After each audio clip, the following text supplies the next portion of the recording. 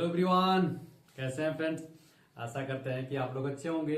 तो railway group D का online आवेदन 23 जनवरी 2025 से स्टार्ट हो गया है और 22 फरवरी 2025 तक चलने वाला है।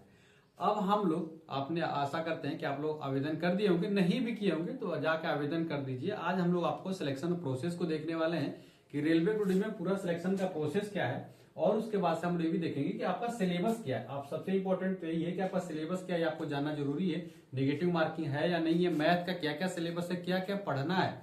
बहुत सारे लोगों को तो पता ही नहीं रहता कि सिलेबस क्या है, पढ़ाई कुछ और करते हैं। तो सिलेबस के अनुसार ही पढ़ना है, तभी आपका सिलेक्शन होने तो आपको सिलेबस में भी दिखाने वाला हूँ और ये सब कुछ मैं एक एक करके आपको दिखाता हूँ। सबसे पहले मैं आपको थोड़ा सिलेक्शन का प्रोसेस में दिखाना चाहता हूँ। तो देखिए यहाँ पे सिलेक्शन का प्रोसेस यहाँ पे देख रहे होंगे, यहाँ पे साफ तौर पे लिख रखा है कि रिक्वायरमेंट का प्रोसेस क्या है।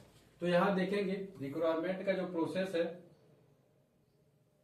रिक्वायरमेंट का प्रोसेस, तो यहाँ पे साफ तौर पे लिख रखा है कि रिक्वायरमेंट का प्रोसेस क्या होगा कि सबसे पहले आप लोग जो ऑनलाइन आवेदन करेंगे, ठीक है, उसके वेबसाइट पे उसको multiple application by candidate will be lead rejection of all the application and the depart. मतलब कि जो आप लोग ऑनलाइन आवेदन करेंगे उसका बस उसका फॉर्म का स्टेटस आएगा। फॉर्म का स्टेटस आपको हो सकता है कुछ लोगों को रिजेक्ट कर दिया जाए, कुछ लोगों को डिबार भी कर दिया जाए, लेकिन सब कुछ जांच हो जाती है। उसके बाद से जो कैंडिडेट का फॉर्म एक्सेप्ट हो जाता है उनका क्या होता है, पहले कंप्यूटर बेस्ड टेस्ट होगा, सीबीटी करवाया जाएगा। वो भी बताऊंगा कितने नंबर का सीबीटी होगा। फिजिकल इफिशियंसी टेस्ट भी बताऊंगा, फिजिकल इफिशियंसी टेस्ट में क्या क्या होता है। डॉक्यूमेंट वेरिफिकेशन भी बताने वाले हैं, और ये होगा मेडिकल एग्जामिनेशन। यानी कि 4 सिलेक्शन प्रोसेस आपको गुजरना होगा। इन चारों में यदि पास हो जाते हैं तो फाइनल आपसे क्या कर देते, फाइनल आपका सिलेक्शन हो जाता है। इन 4 से जब पास कर लेंगे तो फाइनल सिलेक्शन आपका हो जाएगा। ठीक है, ये सारी चीजें हो जाती हैं। अब हम थोड़ा सा और देखते हैं। तो इसके बाद से आता है आपका कंप्यूटर बेस्ड टेस्ट। ठीक है, तो कंप्यूटर बेस्ड टेस्ट में क्या क्या होता है वो सारी चीजें मैं आपको अगर बताऊं तो देखिए यहाँ पे आता है computer based test. Computer based test होगा। जो कंप्यूटर बेस्ड टेस्ट होता है उसमें क्या होता है वो सारी चीजें मैं आपको बताता हूं। तो सबसे पहले 90 मिनट का आपको टाइम दिया जाएगा, और 90 मिनट में आपको क्या करना रहेगा, 25 आपको जनरल साइंस का आएगा, मैथ का 25 क्वेश्चन आएगा, जनरल इंटेलिजेंस एंड रीजनिंग का 30 क्वेश्चन आने वाला, general awareness and current affair का 20 क्वेश्चन आने वाली, यानी 100 क्वेश्चन। यानी कि 100 क्वेश्चन आपको आएंगे और आपको 90 मिनट का टाइम दिया जाएगा। 90 मिनट में आपको 100 क्वेश्चन करना रहता है।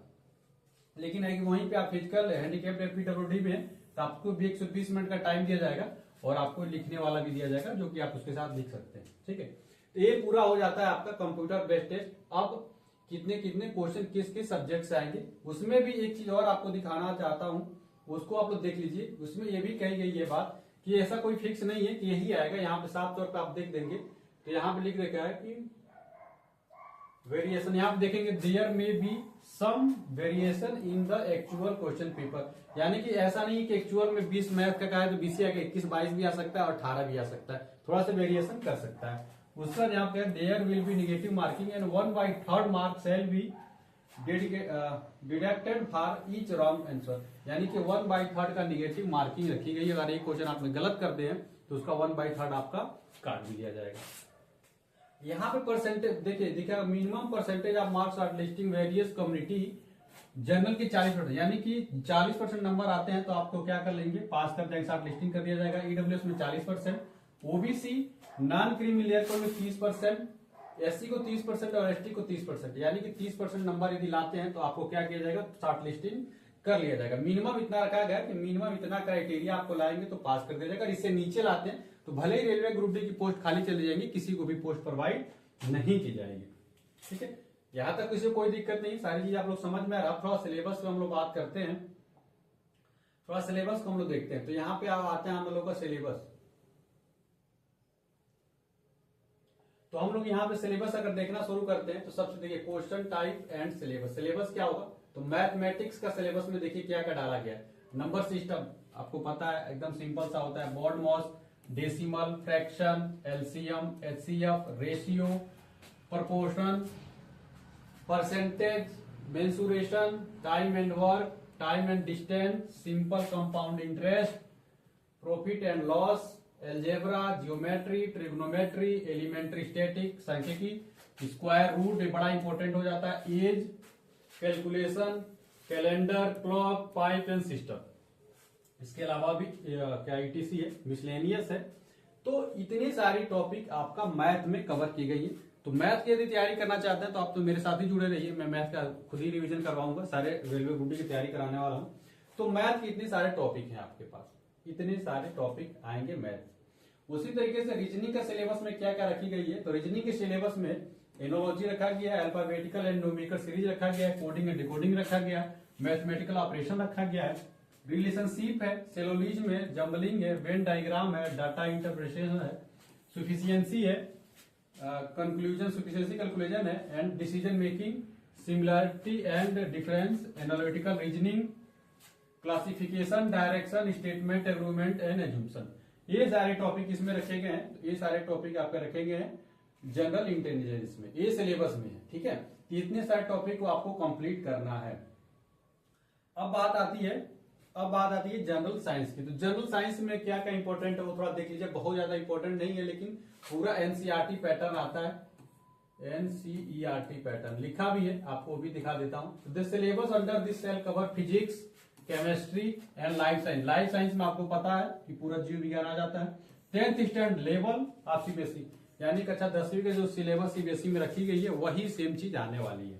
ठीक, जनरल साइंस बड़ा इंपॉर्टेंट है, यहां से 25 क्वेश्चन आएंगे, तो इसको आप लोग अच्छे से तैयारी करके रखिएगा। ठीक है, थोड़ा सा देख लेते हैं। तो general awareness and current affair का होगा। Science and technology, science and technology आएगा, स्पोर्ट्स आएगा, कल्चर आएगा, पर्सनालिटी आएगा, इकोनॉमिक्स आएगा, पॉलिटी आएगा, and any other subject of importance. कुछ और भी सब्जेक्ट इंपॉर्टेंट होगा तो ये सारे टॉपिक आएंगे। ये सारी चीजें आपके क्या है सिलेबस में, तो इनको आपको अच्छे से कंप्लीट करना है। उसके बाद से फिजिकल इफिशियंसी टेस्ट होगा। फिजिकल इफिशियंसी टेस्ट के बारे में थोड़ा सा मैं बता देता हूं। पूरा सिलेक्शन प्रोसेस और सिलेबस आपका कंप्लीट हो जाएगा। तो यहां पे देखिए, यहां पे देखेंगे यदि मेल कैंडिडेट है और तो मेल कैंडिडेट को 100 मीटर चलना रहेगा 2 मिनट में, और 35 केजी का वजन लेके। एक भी बार आपको गिराना नहीं, अगर एक बार भी गिरा दिए तो डिस्क्वालीफाई हो जाएंगे। उसके अलावा 1000 मीटर आपको दौड़ना रहेगा 4 मिनट 15 सेकंड में। ये मेल कैंडिडेट के लिए हो जाता है। फीमेल यदि कैंडिडेट है तो फीमेल कैंडिडेट के लिए देख लीजिए 20 केजी का वजन लेके 100 मीटर आपको चलना रहेगा 2 मिनट में। इसके अलावा आपको 1000 मीटर दौड़ना रहेगा 5 मिनट 40 सेकंड में। तो ये पूरा सिलेक्शन का प्रोसेस हो गया। और इसके बाद से डीबी हो गया। मेडिकल के मैंने वीडियो अपलोड कर दिया, तो मेडिकल में जाके देख लीजिए क्या क्या मेडिकल स्टैंडर्ड में जांच होता है। तो मैंने सब कुछ रेलवे ग्रुप डी में सिलेक्शन का प्रोसेस समझा दिया, सिलेबस समझा दिया। वीडियो अच्छी लगी हो तो वीडियो को लाइक करिएगा, चैनल को तो जरूर सब्सक्राइब कर लीजिएगा, और बेल बटन को दबाइए। अपने दोस्तों में भी शेयर करिएगा जो रेलवे ग्रुप डी की तैयारी करना चाहते हैं, उनको भी सारी चीज इन्फॉर्मेशन पता चल सके। मिलते अगली वीडियो में फ्रेंड्स, तब तक के लिए फ्रेंड्स जय हिंद।